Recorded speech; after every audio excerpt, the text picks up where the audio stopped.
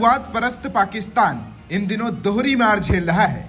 उधर तालिबान के लड़ाके पाकिस्तान पर टूट पड़े हैं, सैनिकों को मार रहे हैं, चौकियों पर कब्जा कर रहे हैं। इधर हमेशा की तरह भारत से खौफ खाए बैठा है। प्रधानमंत्री शहबाज शरीफ को नींद नहीं आ रही होगी। दरअसल पाकिस्तान के विदेश मंत्रालय ने उनके देश में भारत के आतंकवादियों के खिलाफ अभियान पर चिंता जताई है। पाकिस्तान ने कहा है कि भारत अपनी सीमा से बाहर आतंकियों के सफाई के लिए अभियान चला रहा है। पाक ने आरोप अमेरिकी अखबार वॉशिंगटन पोस्ट की एक रिपोर्ट के बाद लगाए हैं। रिपोर्ट में खुलासा किया गया है कि भारत ने पाकिस्तान के भीतर ऐसे व्यक्तियों की हत्या का आदेश दिया है जिन्हें वह अपने राष्ट्रीय हितों के लिए खतरा मानता है। वॉशिंगटन पोस्ट ने हाल ही में बताया कि भारत की खुफिया agency research and analysis wing 2021 से पाकिस्तान में आतंकियों को निपटा रही है।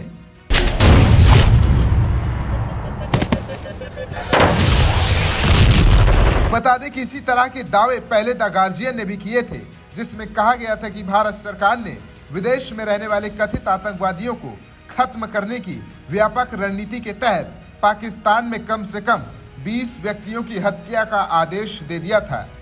अमेरिकी अखबार ने दावा किया है कि भारतीय खुफिया एजेंसी रॉ गुप्त हत्याएं कर रहा है। रिपोर्ट में यह भी कहा गया है कि ऐसी कार्रवाई को सरकार का भी समर्थन है।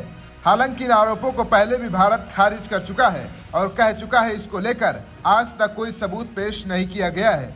राष्ट्रीय सुरक्षा के बारे में चिंताओं का जवाब देते हुए बलूच ने यह भी कहा कि पाकिस्तान किसी भी आंतरिक या बाहरी खतरों के खिलाफ अपनी संप्रभुता की रक्षा करने के लिए पूरी तरह सक्षम है।